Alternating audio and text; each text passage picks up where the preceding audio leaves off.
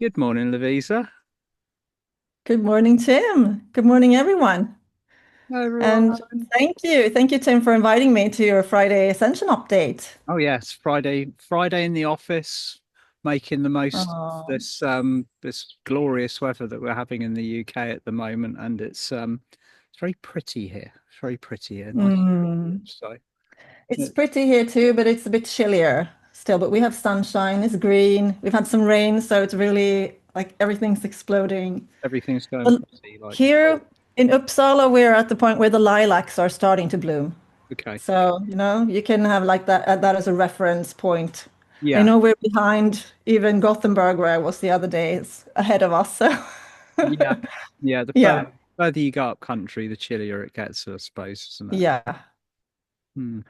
So, let's talk about truth today, shall we? Yeah, let's because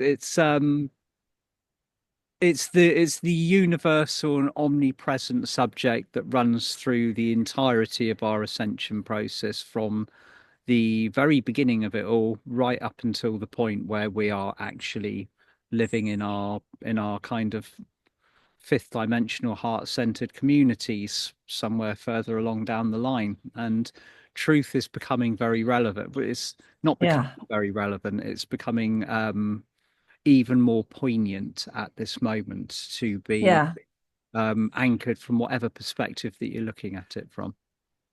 yeah. And I actually I asked you, Tim, if I can share your own invocation, the image of it. Yeah. So Oh, I let's don't know do about it. that. May I share that? Yeah, yeah, May I use it, Tim? yeah, no Um, worries at all. because, so can you see it now? I can now. Very good. So, because we're focusing on the portal dates today, yes, Hmm. this year, Tim. That's kind of a theme that we have for our events that we're running. And so, as I was sitting down and tuning in, writing the description for our 6/6 event that is coming up, Hmm. this was the energy I was feeling, and I saw this posted on Yeah. your Facebook page. And it's just perfect, exactly the energy that is so strong and so needed right now. So this is this decree. Should Mm. we Yeah. read it together? Let's read it out. So, Yeah. so this is the decree for the golden flame of truth. I am purity.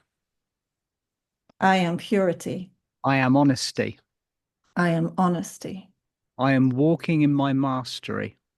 I'm walking in my mastery. I am clarity. I am clarity. I am serenity. I am serenity. I am the golden flame of truth. I am the golden flame of truth.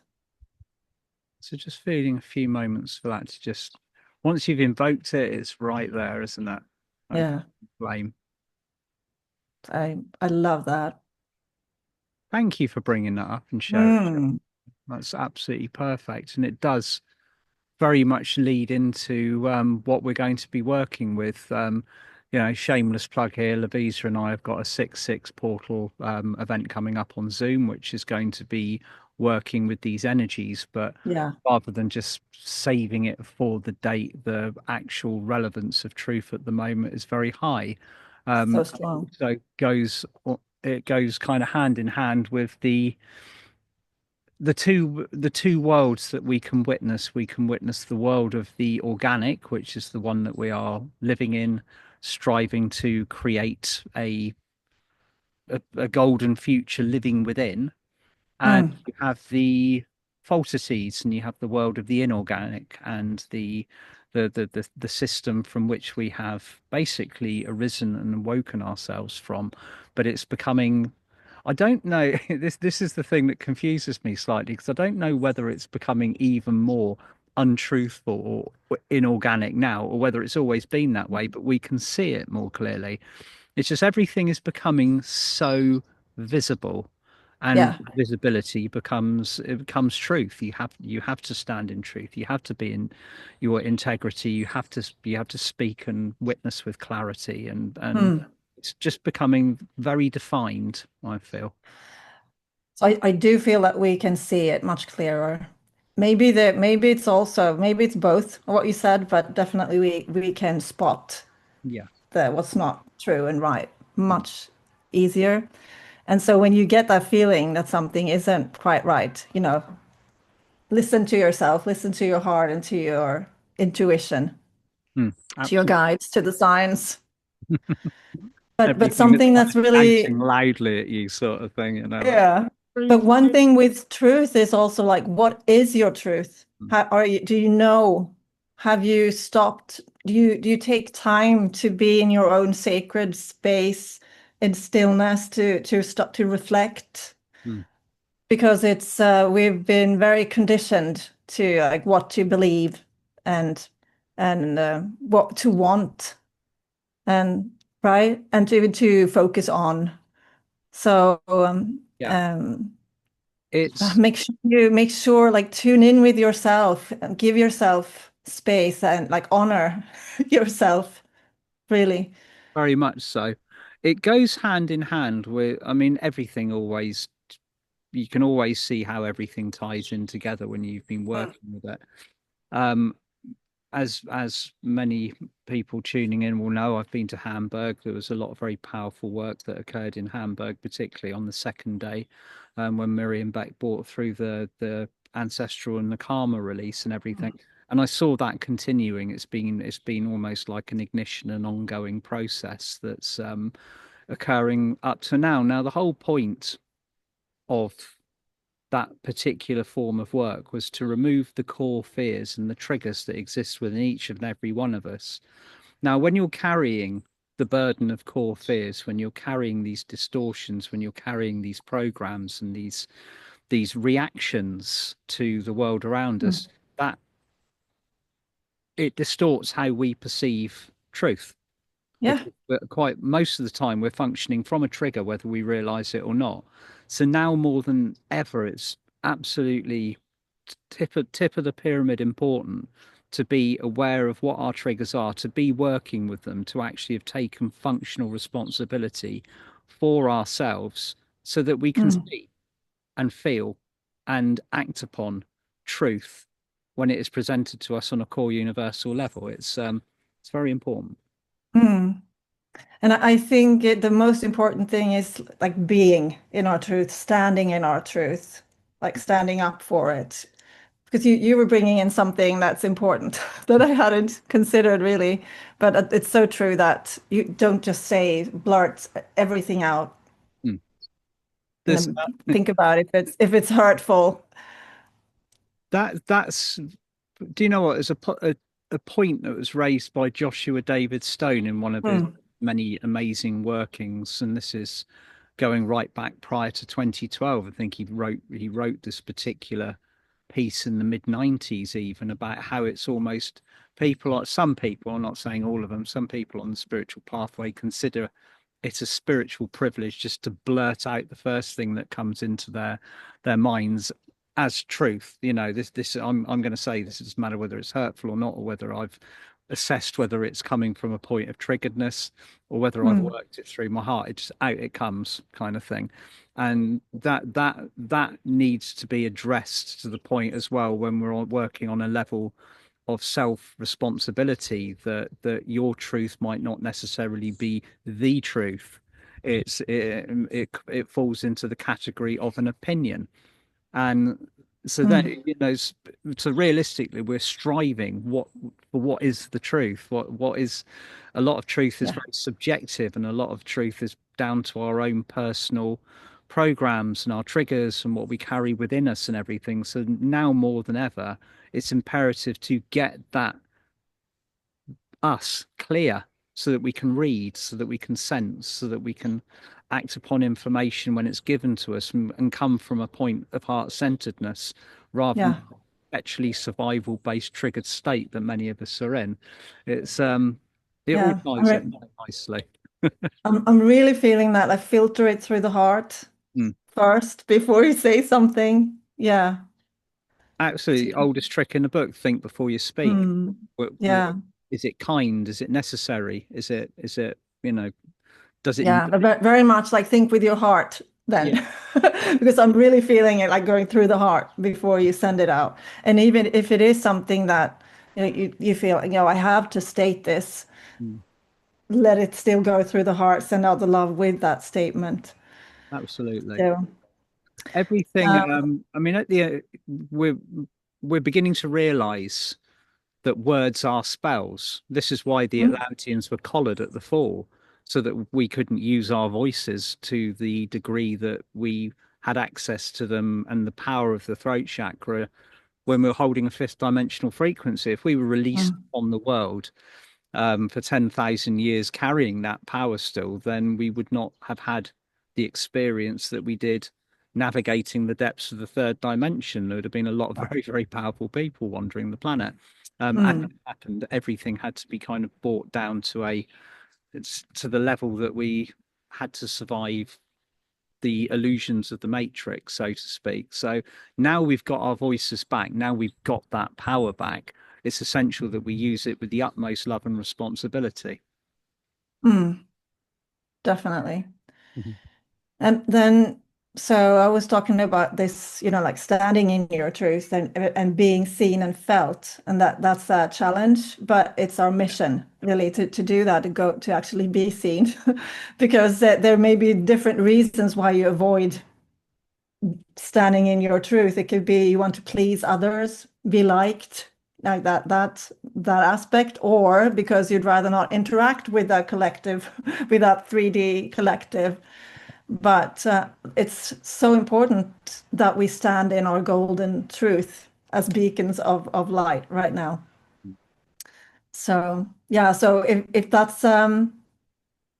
feels difficult, if it's challenging, call on your higher self, call on the solar dragons, the angels, the masters, whatever you need in that moment, Yeah, and do it. And feel then how empowering it is to have done it, or to, even if it's scary in the moment. yeah. It's always difficult to be. So It's one of the first initiations, and it's also one of the 22 yeah. core fears that I brought through on the Sunday workshop. Being Mm. seen, being witnessed, being recognized, like all of a sudden you are no longer ordinary anymore. You've changed your vibration, you Right. change your clothes, you change the way you speak, you eat, you act, and everything like that. And all of a sudden, like it's like, oh my God, Lovisa's changed or Tim's changed. You're like, and you're highly recognizable. It's difficult. It's an initiation that we all go through, but now more than ever, it's essential that Yeah. we. It's no longer an initiation. It's a mass formation of how to be. It's a different way of being Yeah. in these new frequencies because it's authentic and it's who you are. Mm. Just be who you are at the end of the day. Don't hide it. Yeah. So that it's been something when we gather in groups, like in-person events or with smaller groups, and we chant, we use light language or tone, or we stand there with our crystals like this beautiful ankh. Yeah. Then then when you go out there, like, and you have all these other people who are not familiar with this, like, can you still do it? Do you dare to? Yeah, because I can still feel that. The other day I was at the King's Mounds, and you're not actually supposed to go in there without permission. But I was there with two friends, and we were working with the grid, and then just walking up on the mound, we were seen, of course, by quite a lot of people who were walking by. And like, are they going to say something? Are they going to say, "Don't walk there"? Yeah, but still do it, because there's a sign saying like, be considerate with our like the heritage of these, like the historical heritage, and that's exactly what we're doing there. Yeah. You know, yeah, I can remember when we were all up there. I think it was a couple of years ago now, wasn't it? This time of year, and it's easier to be ballsy when there's 50 or 60 of you. yeah, But when yeah, there's three of you, it's a bit different. You're like, oh, we're going to be seen with our yeah, crystals, sort of thing. Maybe we're going to get told off by some grumpy Swedish person who wants to do yeah, the right thing, and all the rest of it. mm, So, yeah, yeah, that's exactly it. It's very easy to be yourself in a Mm. workshop environment and everybody else is vibing with you at that particular time. But it's carrying that energy into Mm. your everyday life, isn't it? And being who you truly are. Can you be that Yeah. person in front of your family, your friends? Perhaps you know, perhaps your spouse is a little bit iffy about, well, like, what are you doing? Kind of like walking down the road with crystals in your hands or something, or Yeah. just the way that you are being. If it's not, if it's out of people's comfort zones, they have been in the past quite reactive to it. But I'm beginning to notice a big shift, and this is why this truth I feel and you feel needs to be encouraged because we need to show that it's safe to be who you truly are. This is who you are. Just stop acting, like Mm. be that, embody it, Mm. rock it. And I feel I'm seeing more curiosity now in Mm. more people. So Yeah, they'd be looking like, but still, like they're curious. What is that actually? And so no, so it's helping to awaken them totally. many a time as well. Yeah. Yeah. So many people are on the verge. They all they need to do is just put one foot over the line, and there is nothing more encouraging than seeing somebody else being Yeah. who you feel that you are or that you want Mm. to be, and it encourages questions. It encourages dialogue. We all need to be communicating at a much higher level than we have been previously, Mm. all in our little units, all in our containers, like scurrying around, kind of appeasing the diktats of the Matrix, kind of thing. Those days of going, Mm. they're out, they're leaving the back door. So, the more people that can see that this is the way that we are, you Yeah. know, or And then or again, like also using these symbols, like that's something also reclaiming the truth about what they stand for. So the ankh yeah, or the runes, yeah, because I have we've been working quite a lot with the Allah, yeah, Othala rune, because that's been contaminated uh, and with sometimes very much with intention to take away the power and to keep us from using them in their pure uh, essence and power. And the same thing with ascended masters, like their names, like reclaiming who they truly are. That's something we've been working with for several years, you and I, Tim, in right. workshops. But like that's a part of this truth. It's got to be that way. Yeah. I still find it quite incredible rapidly um, how quickly it took no time at all to contaminate symbols or distort symbols that had been used for highly sacred purposes since the beginning of their origin. All of a sudden, Mm. I'm not going to name anything specific, but one symbol in particular, bang, 5 years, and it's considered by everybody to be like, the absolute pits, and with other Yeah. ones as well. I remember when you and I first started using runes in our workshops, Yeah. there was a cluster of emails that came in like do you know what these are actually Yeah. for? And it's like, hang on, no, that's not what they It's and for. it's still happening, but it's less, Yeah, but it's still happening. yeah, there's been a Like, well, like, what are resurgence. you doing? What are you doing putting runes on good people? Yeah, Like exactly. Like, comments like that, and like, what? Wouldn't know. That's not yes, it not, I at should all. continue to do so, thank you. It's Mm. yeah, I felt so powerfully that it's our job as light workers to use the power of our massive and considerable intention to reclaim these symbols. Like, hang on, no, that's not their purpose.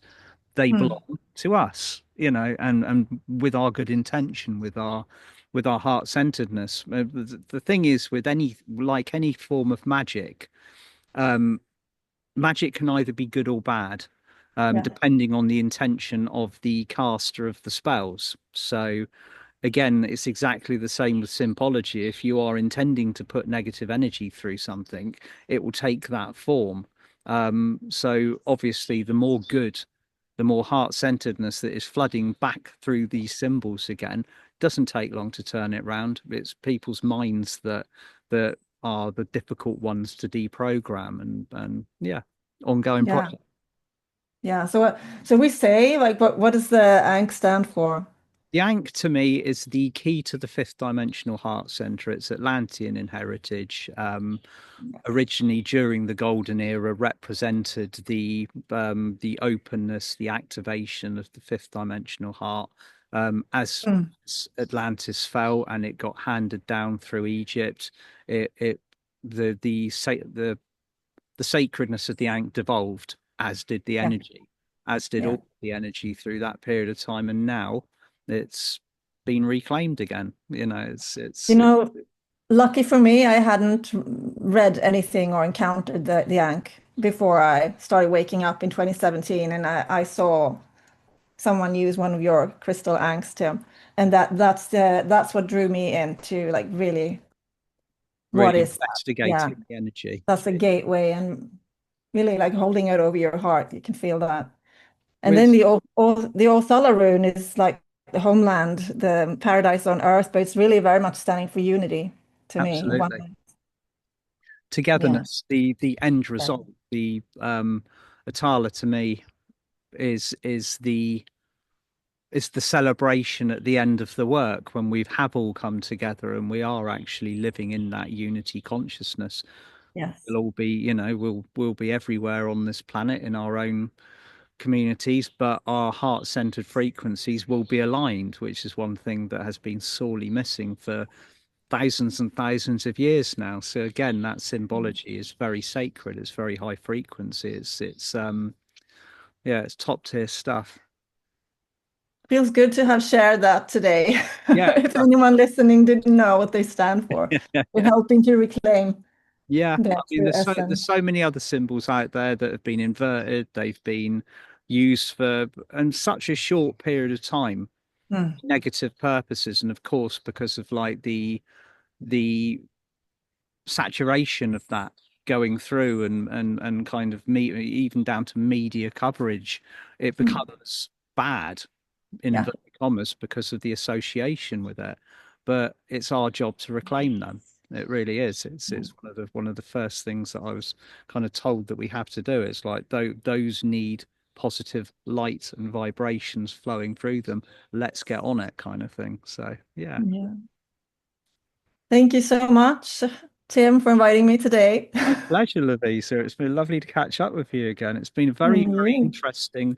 It's been a very interesting kind of period of time since we last worked together and last spoke. And Yeah. yeah, looking forward to the 6-6. That's going to be. Hmm. There you go, another one. Numbers. Yeah, that's just those numbers. Just those Exactly. numbers. Everyone's like, Exactly it. yeah, it's the date and like all the rest of Yeah. it. But no, that again, numerology, sacred. It doesn't matter about the handful of individuals that have kind of tried to use the numbers for their nefarious purposes. Numbers are sacred. Mathematics Yes. is part of the universal flow. So, yeah, let's get on Hmm. that one as well. Yeah. I get on my soapbox about that as well.